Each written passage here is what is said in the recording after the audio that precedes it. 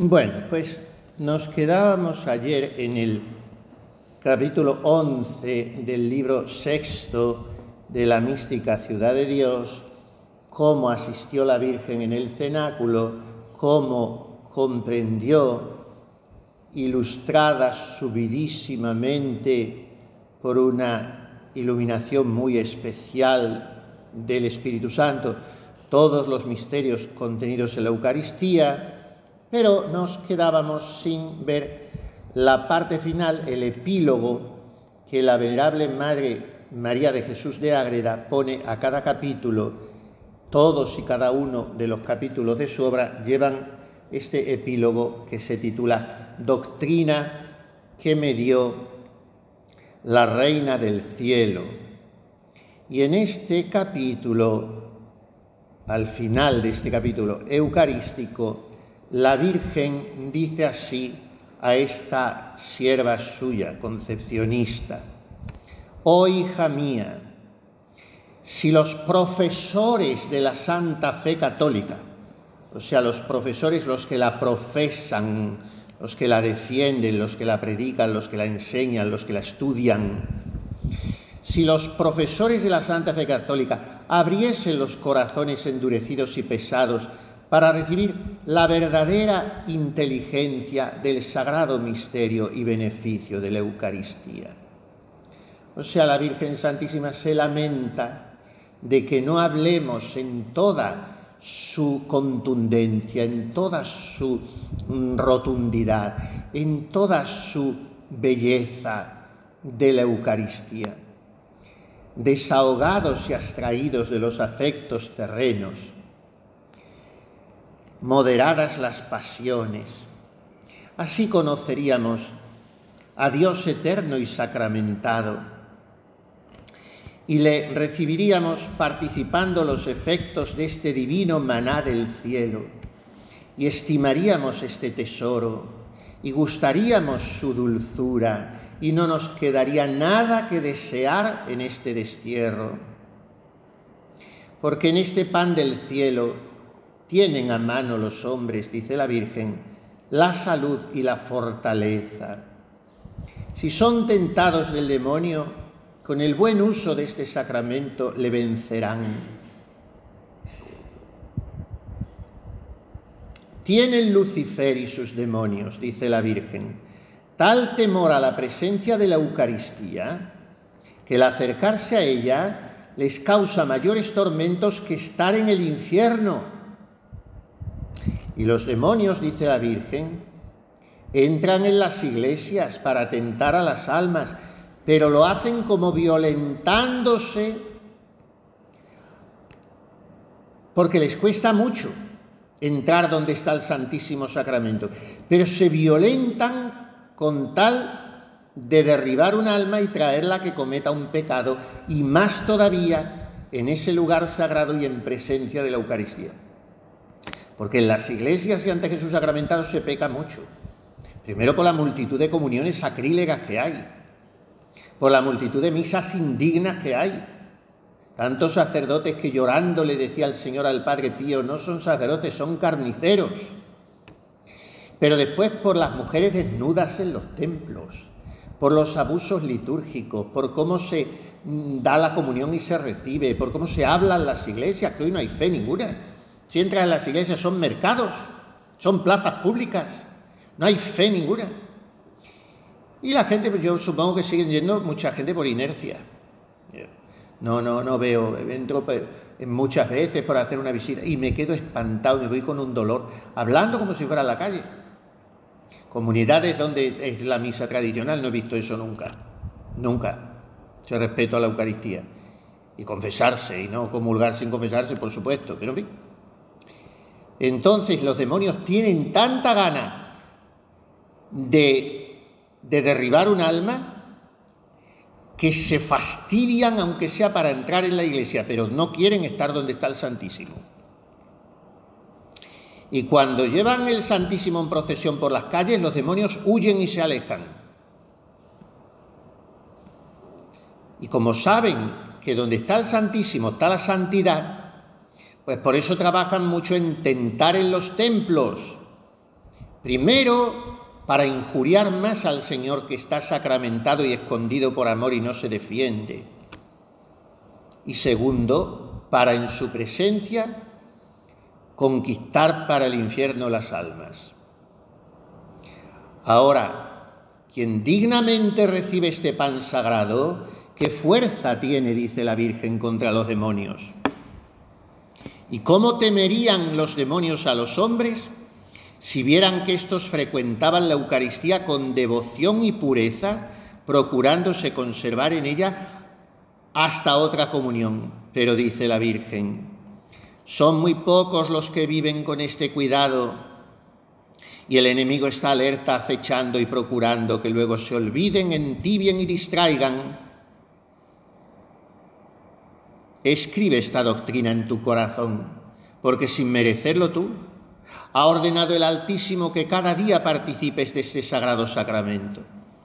Trabaja por conservarte en el estado que te pones para una comunión hasta que hagas otra.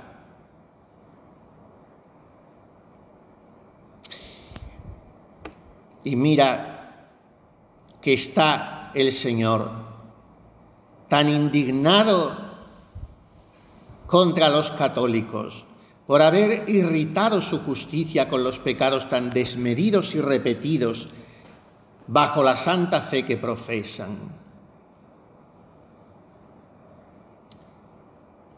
En esta culpa, que en todos los hijos de la Iglesia es gravísima, son más reprensibles los indignos y malos sacerdotes, porque de la irreverencia con que ellos tratan al Santísimo Sacramento del altar han tomado ocasión los demás católicos para despreciarle.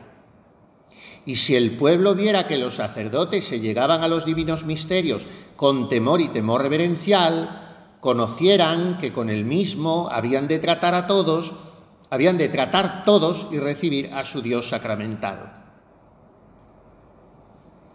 O sea, que como es el pastor, así son las ovejas.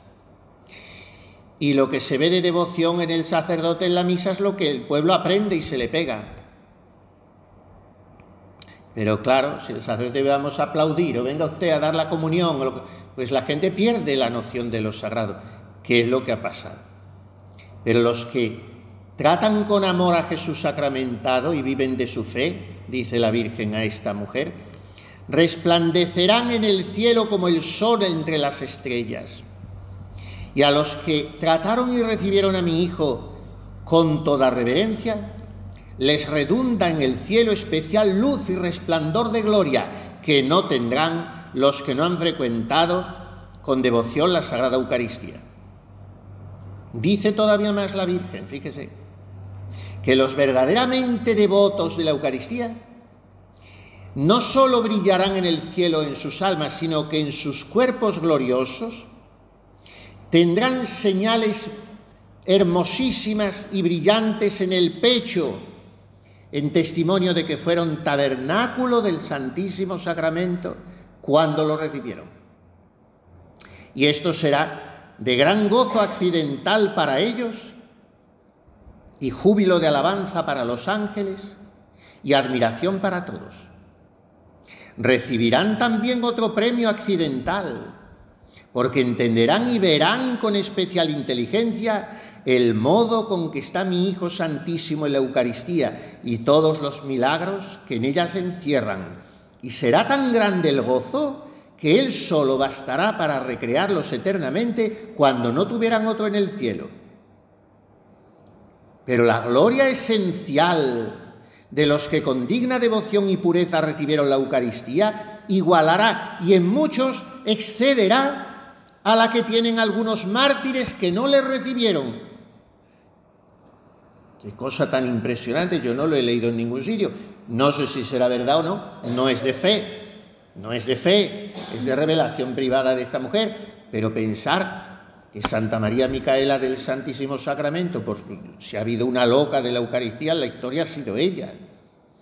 Pensar que tendrá más gloria en el cielo que un mártir, los mártires son los más gloriosos porque han dado la sangre, ¿no? Pero si ese mártir no recibió la Eucaristía o la recibió muy pocas veces porque en los primeros siglos no se estilaba tanto, qué sé yo. Esto es lo que dice aquí la Virgen a la Madre Ágreda. Y después le dice cómo ella misma, María Inmaculada, valoró la Eucaristía. Y empieza desde el principio. Fui preservada en mi concepción de la culpa original, y en aquel instante, cuando fue concebida del seno de Santa Ana, tuve noticia y visión de la divinidad. Tuve mayor ciencia que todos los santos. Excedí en amor a los supremos serafines. Nunca cometí culpa actual. Siempre ejercité todas las virtudes heroicamente, y la menor de ellas fue más que lo supremo de los otros muy santos en lo último de su santidad. Los fines de todas mis obras fueron altísimos, los hábitos y dones sin medida y tasa. Imité a mi Hijo Santísimo con suma perfección. Trabajé fielmente, padecí animosa y cooperé con todas las obras del Redentor en el grado que me tocaba. Y jamás cesé de amarle y merecer aumentos de gracia y gloria en grado eminentísimo. Pues todos estos méritos juzgué que se me habían pagado dignamente con una sola vez que recibí su sagrado cuerpo en la Eucaristía. Y aún no me juzgaba digna de tan alto beneficio. La Virgen Santísima. El cúmulo de santidad más inimaginable, la catarata más increíble, lo que ha dicho toda, eso quedó pagado todo con una sola vez que recibí la comunión. Y esa vez me consideré indigna. Considera tú ahora, hija mía, lo que tú y los demás hijos de Adán debéis pensar llegando a recibir este admirable sacramento. Y si para el mayor de los santos fuera premio superabundante sola una comunión, ¿qué deben sentir y hacer los sacerdotes y los fieles que la frecuentan? Juzga tus obras y méritos por limitados, tus trabajos por levísimos, tu agradecimiento por muy inferior y corto para tan raro beneficio como tener la Iglesia Santa a Cristo, mi Hijo sacramentado, y deseoso de que todos le reciban para enriquecerlos. Y si no tienes digna retribución que ofrecerle por este bien y los que recibes, por lo menos humíllate hasta el polvo y pégate con él y confiésate indigna con toda la verdad del corazón. Magnifica al Altísimo, bendícele y alábale, estando siempre preparada para recibirle con fervientes afectos y padecer muchos martirios por alcanzar tan grande bien. Este maravilloso prontuario de consejos eucarísticos da la Virgen al final de ese capítulo 11 del libro sexto. Vamos ahora y terminamos al libro séptimo de la mística Ciudad de Dios. Después de la resurrección, ascensión y de la venida del Espíritu Santo. Capítulo séptimo. Ya ha sido Pentecostés. Séptimo del libro séptimo. Júntanse los apóstoles y discípulos para resolver algunas dudas en particular sobre la forma del bautismo. Dánselo a los nuevos catecúmenos. Celebra San Pedro la primera Santa Misa y lo que en todo esto obró María Santísima. Es un capítulo largo, vamos a saltarnos todo lo primero de lo que anduvieron discutiendo, dialogando los apóstoles, a ver cómo empezamos a bautizar. Los primeros bautismos, que fueron de miles, y después nos interesa detenernos en la primera misa de San Pedro y qué hizo ahí la Virgen Santísima. Y esto es el número 102. En el anterior libro me parece que era el número del 1184 al 1188, pero cada libro luego empieza por números nuevos y este es el número 102, capítulo 7 del libro 7. La Virgen habló a los apóstoles y a los que estaban con ellos, viendo cómo organizaban la iglesia, cómo empezaban los sacramentos, y les dijo: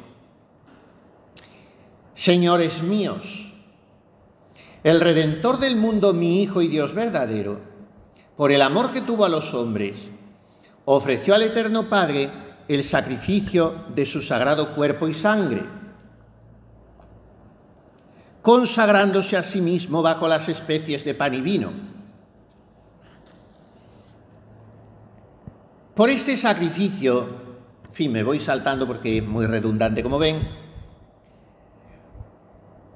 se ha de aplacar el Padre, etc. Y vosotros sois los sacerdotes y ministros, a quien solo pertenece el ofrecerle.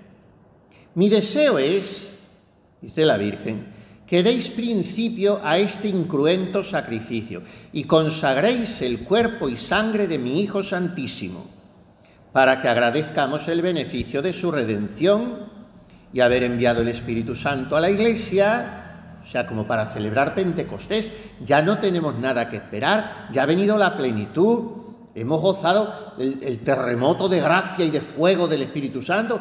¿Ya qué más esperáis? ¿Os ha confirmado el Espíritu en la fe, en la valentía, en todo? Pues ya habéis empezado a bautizar. Tenéis que empezar a celebrar el sacrificio, que Él os lo encargó en el cenáculo, que hace ya más de 50 días.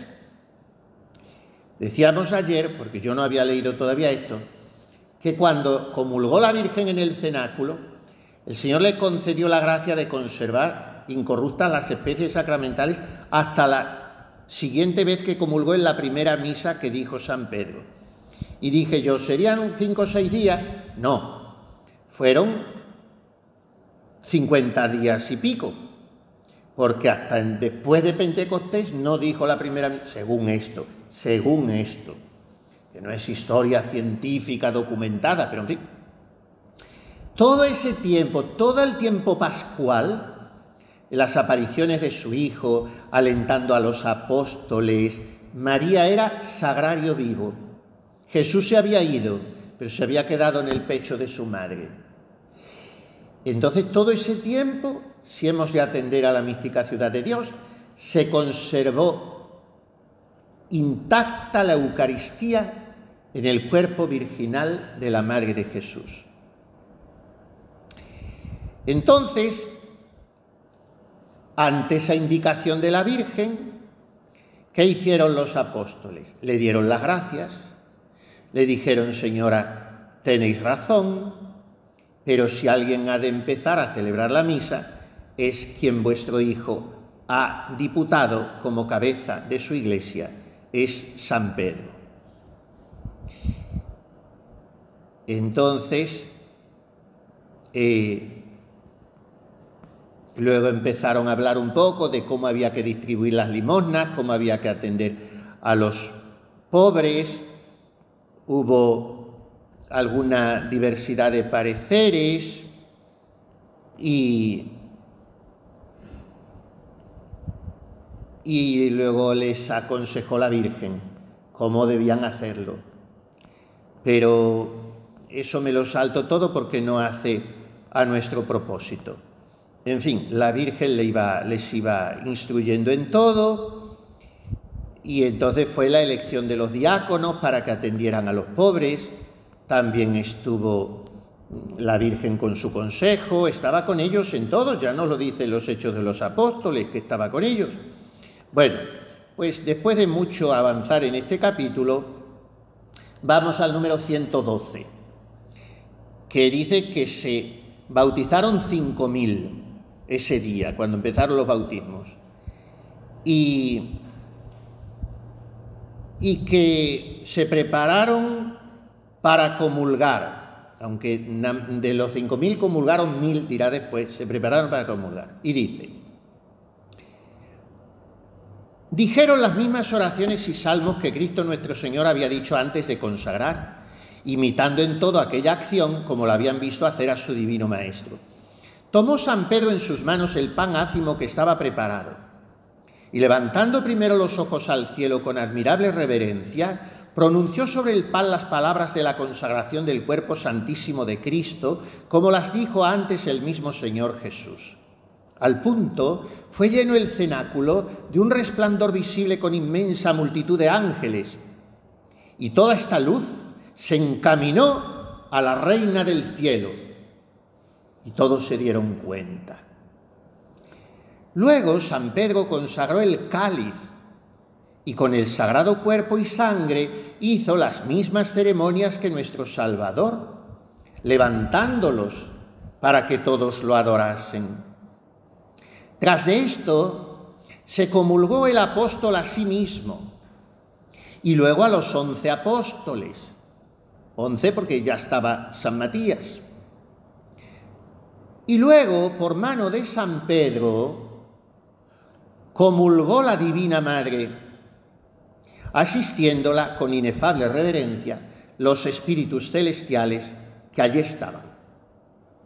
Y para llegar la Gran Señora al altar, hizo 3 humillaciones y postraciones, hasta llegar con su rostro al suelo. La Virgen Inmaculada, toda santa, toda pura, 3 postraciones. Hoy cualquiera, medio desnuda, mirando a los lados, llega a comulgar, la coge con las manos sucias, se va comiendo por el camino. ¿Dónde está la fe en la Eucaristía? 3 postraciones la Virgen. Por eso lo menos que podemos hacer, y no es nada, es comulgar de rodillas, lo menos. Yo cuando veo a las carmelitas, que no las veo porque es una ventanuca pequeña, no ve nada más que la cara y media cara tapada así por el velo. Pero sé, o a veces lo veo un poco así, que antes de llegar al comulgatorio hacen una genuflexión. Y mucha gente en la misa tradicional también así, y con los niños en brazos y todo lo he visto hacer. Antes de llegar al comulgatorio, una genuflexión. Luego, en el comulgatorio, ponerse de rodillas y hacer una inclinación de cabeza, segunda reverencia. Comulgar, apartarse del comulgatorio y la tercera genuflexión. Antes, durante y después. Todo es poco para adorar. Eso no vale nada si el alma, como dice San Juan de Ávila, ¿de qué aprovecha tener las rodillas hinchadas y el ánima tiesa? Lo primero que tiene que arrodillarse es el alma. Lo primero que tiene que ser humilde es el corazón. Si no, ya puedo tener la boca pegada en el suelo todo el día. Pero esas expresiones externas de humillación, pues están indicando que el cuerpo quiere seguir lo que hace el alma. Bueno, pues así comulgó la Virgen. Volvió a su lugar. Y no es posible manifestar con palabras los efectos que hizo en ella la comunión, porque toda fue transformada y elevada, toda absorta en aquel divino incendio de amor de su Hijo Santísimo, que con su cuerpo sagrado participó. Quedó elevada y abstraída, pero los santos ángeles la encubrieron algo para que los circunstantes no se distrayeran. Siguieron comulgando los discípulos, de los 120 que eran, aparte de los apóstoles, porque cuando vino el Espíritu Santo en el cenáculo pintamos los 12 apóstoles y la Virgen. No, eran 120 los discípulos. Y luego los que estaban fuera, que San Pedro les echó el sermón, que decían, este está borracho. Y dice, sí, son las 9 de la mañana, ¿cómo va a estar borracho? Y empezó a bautizar, lo que nos cuentan los Hechos de los Apóstoles San Lucas, ¿no? Pues de 5.000 bautizados, comulgaron aquel día solos 1.000, porque no todos estaban harto capaces ni prevenidos para recibir al Señor con el conocimiento y disposición tan atenta que pide este gran sacramento y misterio del altar. La forma de comunión que usaron este día los apóstoles fue comulgando todos, con María Santísima y los 120 en quienes vino el Espíritu Santo, en ambas especies de pan y vino. Pero los recién bautizados solo comulgaron en las especies de pan. Mas esta diferencia no se hizo porque los nuevos fieles fuesen menos dignos de unas especies que de otras, sino porque los apóstoles conocieron que en cualquier especie recibían una misma cosa por entero, que era a Dios sacramentado. Y para la multitud hubiera gran peligro de irreverencia y otros inconvenientes muy graves en comulgar del sanguis, la sangre de Cristo. Y por eso la Iglesia enseguida, dice esta madre, fue determinando poco a poco, no enseguida, pero ya desde el Concilio de Trento determinó que solo se comulgara bajo la especie del pan por peligro de eso, de irreverencia, en fin, que es más conveniente, y por fe también, por fe, para que no se piense que comulgando con el sanguis se comulga más. Pues es una tontería. Como si, por lo que sea, un día yo le doy de comulgar solo una gotita del sanguis y me dice usted, es que no he recibido el cuerpo, pero que en la sangre está el cuerpo, como en el cuerpo está la sangre, y el alma y la divinidad. Bueno, pues acabaron la comunión, San Pedro dio gracias y también la Virgen, y termina este capítulo. Y nosotros terminamos. Doctrina que me dio, y en todos los capítulos dice, doctrina que me dio la Reina del Cielo. Aquí dice, doctrina que me dio la Señora de los Ángeles, María Santísima. Y entonces la Virgen le habla largamente y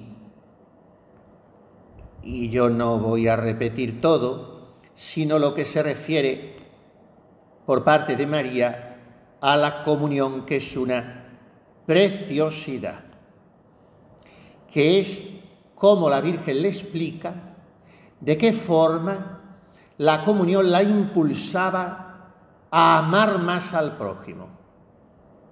Miren, el incendio de caridad en el alma de María era increíble desde el primer momento, y la caridad no hay más que una, No es que amemos con un amor a Dios y con otro amor al prójimo, es el mismo amor.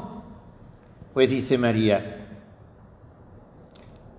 te voy a contar un secreto de cuando comulgué por primera vez de mano de San Pedro, que dio lugar el Altísimo a la violencia de mi amor hasta que mi corazón se abrió realmente y dio lugar para que mi Hijo sacramentado entrase y se depositase en él como rey, en su legítimo trono y custodia. Bueno, miren, es una manera también de hablar, porque el corazón no puede abrirse porque la persona moriría.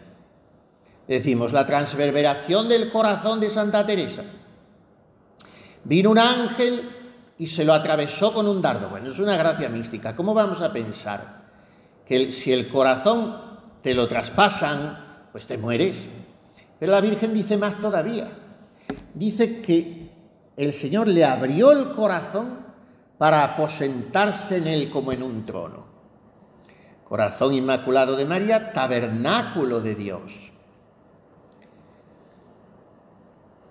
Con esto entenderás, carísima, que si en la gloria de que gozo yo pudiera tener dolor, una de las causas que me lo diera, que me le diera, dice ella, es la formidable grosería y atrevimiento de los hombres en llegar a recibir el sagrado cuerpo de mi Hijo Santísimo.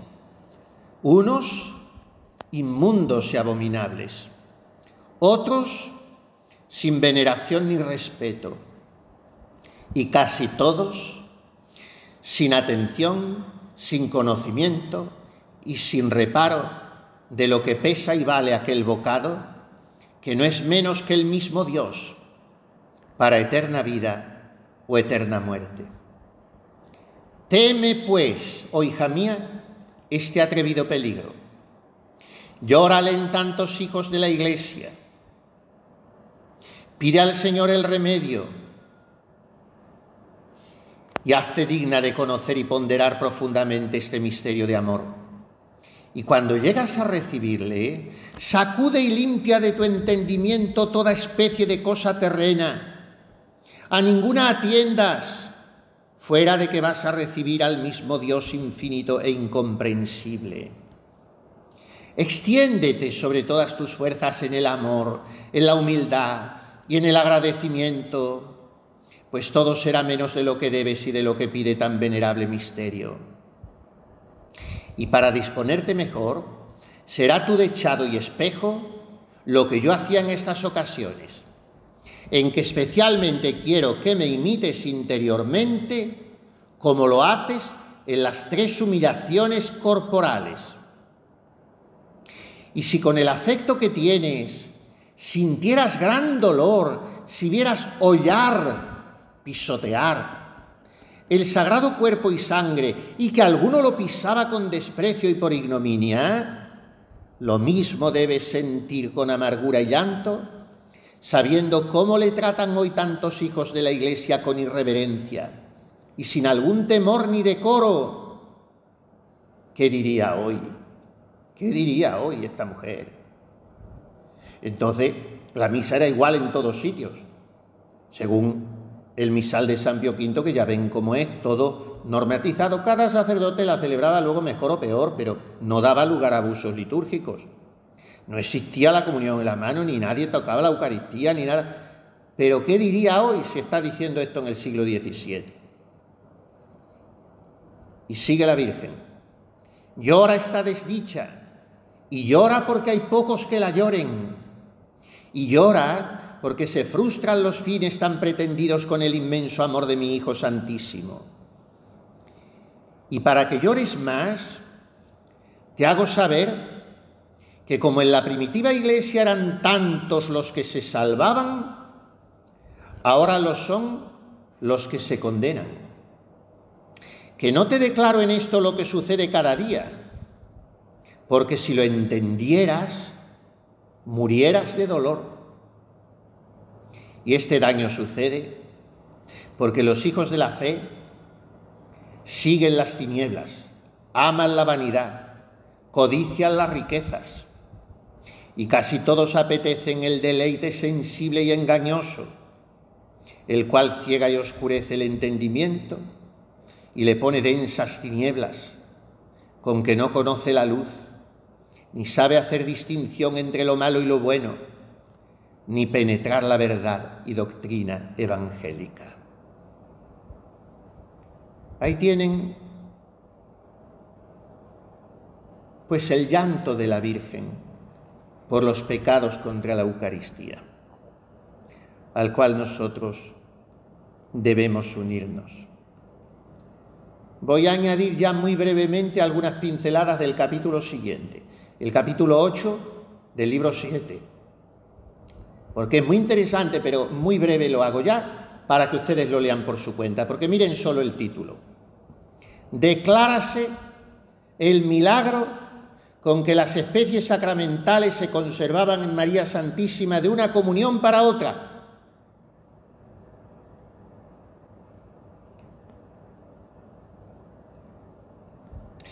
Y da los motivos y explica cómo era y habla de la caridad de la Virgen y que todo eso se lo tenía que pagar su Hijo, como lo hizo, estando siempre sacramentado en el corazón de su felicísima madre mientras vivió en la Iglesia. Y en algún modo, con esta sacramental presencia la recompensó con abundancia la que tenía cuando vivía en el mundo con la Dulcísima Madre, porque entonces muchas veces se le ausentaba para salir a las obras de la redención y en estas ocasiones la afligían los recelos o temores de los trabajos de su Hijo Santísimo, o si volvería o se quedaría fuera de su compañía, y cuando la tenía no podía olvidar la pasión y muerte de cruz que le esperaba.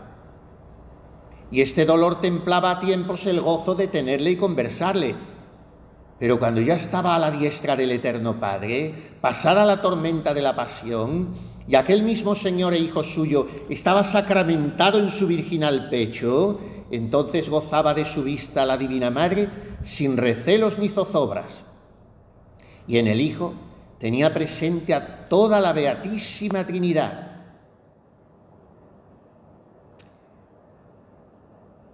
Además, así estaba cumpliendo con María, nuestro Señor, la promesa que había hecho: estaré con vosotros todos los días hasta el fin del mundo. María Santísima fue el templo y sagrario en que por algunos años se conservó el Santísimo Sacramento para que no faltase de la Iglesia el Verbo humanado por ningún instante después que subió a los cielos hasta el fin del mundo. Y así la Reina del Cielo oraba y pedía por todos los fieles en el templo de sí misma. Adoraba a Cristo sacramentado en la Iglesia en nombre de toda ella. Y mediante esta señora estaba él presente y unido al cuerpo místico de los fieles. Y sobre todo, hizo a la señora más feliz aquel siglo con tener sacramentado en su pecho a su Hijo y Dios verdadero, que estando como ahora en otras custodias y sagrarios, porque en el de María Santísima siempre fue adorado con suma reverencia y culto. Nunca fue ofendido, como lo es ahora en los templos. Tuvo en María con plenitud las delicias que deseó por eternos siglos con los hijos de los hombres. Y ordenándose a este fin la asistencia perpetua de Cristo en su Iglesia, no la conseguía su majestad tan adecuadamente como estando sacramentado en el corazón de su purísima Madre.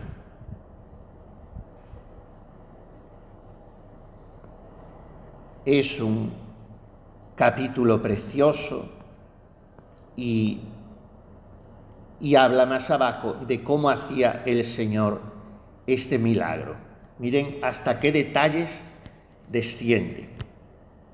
En recibiendo María Santísima las especies sacramentales, se retiraban éstas del lugar común del estómago, donde se cuece y actúa el natural alimento, para que con el poco que alguna vez comía la Gran Señora no se mezclasen ni gastasen con él. Y retirado el Santísimo Sacramento del lugar del estómago, se ponían el mismo corazón de María como en retorno de la sangre que dio en la encarnación del Verbo, para que de ella se formase aquella humanidad santísima con quien se unió hipostáticamente. La comunión de la Eucaristía se llama extensión de la encarnación. Y así era justo que participase esta extensión con otro nuevo y particular modo, la feliz Madre, que también con modo milagroso y singular concurrió a la misma encarnación del Verbo eterno. El calor del corazón en los vivientes perfectos es muy grande, y en el hombre no será menor. Y la providencia de la naturaleza le encamina algún aire o ventilación con que se refrigere y temple aquel ardor innato que es la raíz que tiene todo animal. Y con ser esto así, y con la generosa complexión de nuestra reina, el calor de su corazón era intenso, y le aumentaban los afectos y operaciones de su inflamado amor, con todo eso no se alteraban ni consumían las especies sacramentales pegadas a su corazón. Y aunque para conservarlas era menester milagros, no se han de escasear en esta única criatura, que toda era un prodigio de milagros que en ella estaban epilogados.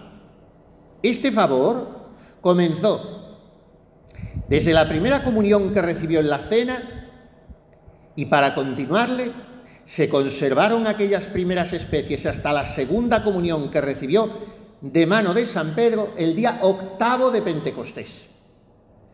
O sea, 60 días.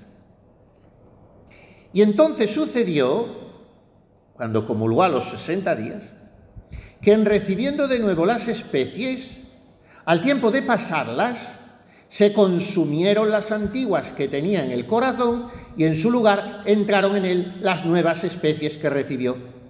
Y con este orden milagroso, desde aquel día hasta la última hora de su vida santísima, fueron sucediendo unas especies sacramentales a otras en su pecho, sin que jamás faltase de él su Hijo y Dios verdadero sacramentado.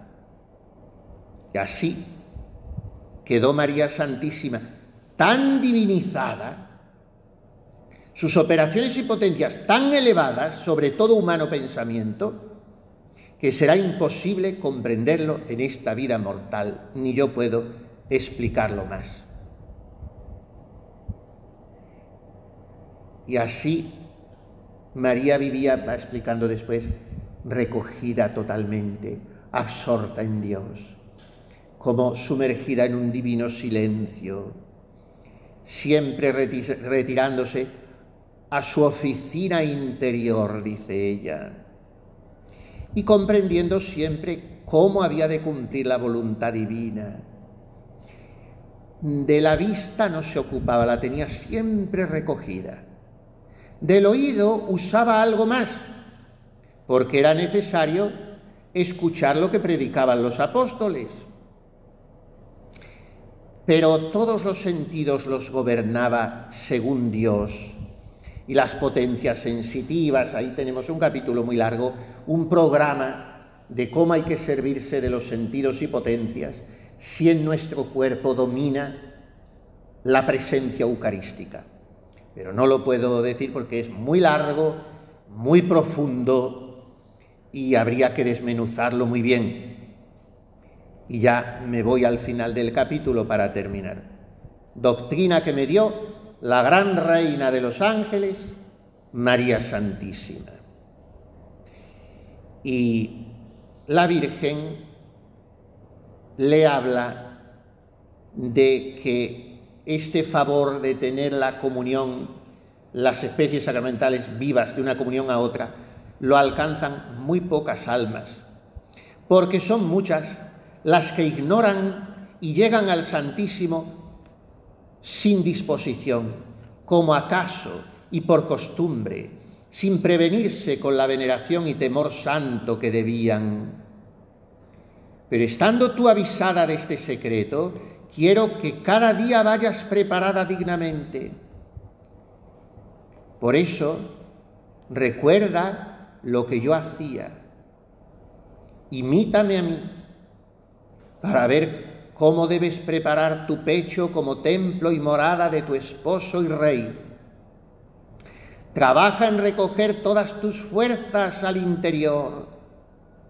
Y antes y después de recibirle, atiende a la fidelidad de esposa que le debes guardar, poniendo candados a tus ojos y a todos tus sentidos, para que en el templo del Señor no entre otra imagen profana ni peregrina.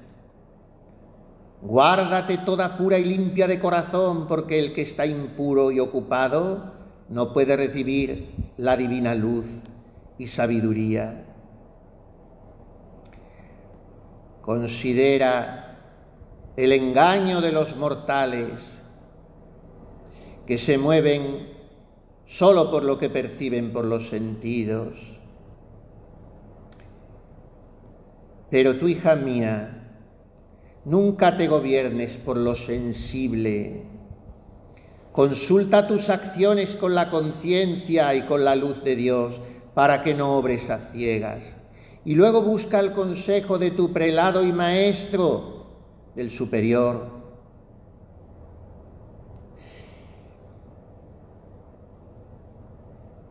Y así no perderás el norte de la luz interior en el profundo golfo y navegación del trato con criaturas, donde siempre hay peligro de perecer. Son capítulos maravillosos, como ven, y en este capítulo, repito, 8 del libro 7 de la mística ciudad de Dios, tienen un programa de vida eucarística que yo me lo he saltado, porque nada más que le he dado 4 pinceladas, repito, Pero ahí lo tienen para leerlo muy despacito, a cucharaditas muy pequeñas, porque es muy intenso, muy fuerte, como dice ahora la gente, que fuerte, cuando dicen algo llamativo, lo que sea, todo que fuerte. Bueno, pues esto es un poco fuerte, pero al mismo tiempo que es fuerte es suave y es deleitoso y es sabrosísimo. ¿Cómo ha de ser mi vida si mi cuerpo, mis sentidos, mis potencias, mi sensibilidad, mis emociones, mi imaginación, mi memoria, mis afectos, está gobernado todo ello por la Eucaristía?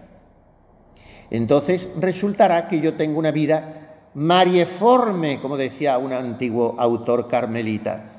¿Qué quiere decir vida marieforme? Que después lo toma ese concepto San Luis María Grignon de Montfort. Pues vida marieforme es vivir en María, con María, por María y para María. Y yo añadiría incluso, y vivir de María, que ella reproduzca en nosotros su vida, sus virtudes, y esto lo haremos si como María nos dejamos eucaristizar.